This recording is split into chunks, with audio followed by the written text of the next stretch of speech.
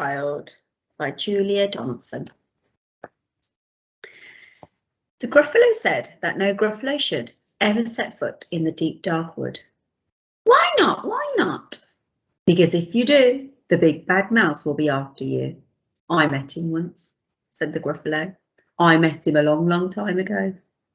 What does he look like? Tell us, Dad. Is he terribly big and terribly bad? Oh, I can't remember, the Gruffalo said. Then he thought for a minute and he scratched his head. The big bad mouse is terribly strong and his scaly tail is terribly long. His eyes are orange like pools of terrible fire and his terrible whiskers are tougher than wire. One snowy night when the Gruffalo snored, the Gruffalo's child was feeling bored. The Gruffalo's child was feeling brave, so she tiptoed out of the Gruffalo cave. The snow fell fast and the wind blew wild. Into the wood went the Gruffalo's child. Aha! Oh, a trail in the snow. Whose is this trail and where does it go? A tail poked out of a log pile house. Could this be the tail of the big bad mouse? Out slid the creature. His eyes were small and he didn't have whiskers. No, none at all. You're not the mouse. Not I, said the snake. He's down by the lake eating Gruffalo cake. The snow fell fast and the wind blew wild.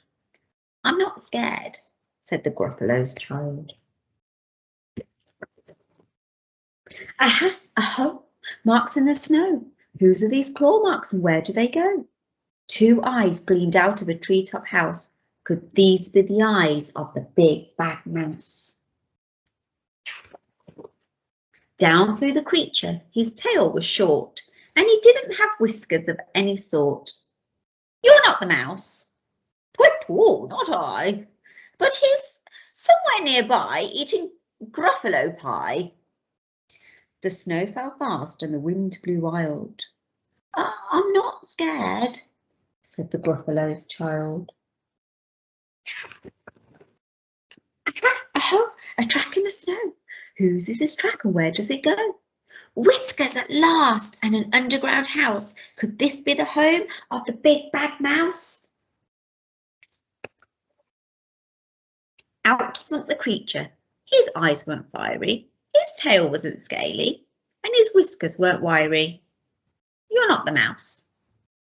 Oh no, not me. He's under a tree drinking Gruffalo tea. It's all a trick, said the Gruffalo's child, as he sat on a stump where the snow lay piled. I don't believe in the big bad mouse. But here comes a little one out of his house. Not big, not bad, but a mouse at least. You'll taste good as a midnight feast. Wait, said the mouse. Before you eat, there's a friend of mine that you ought to meet.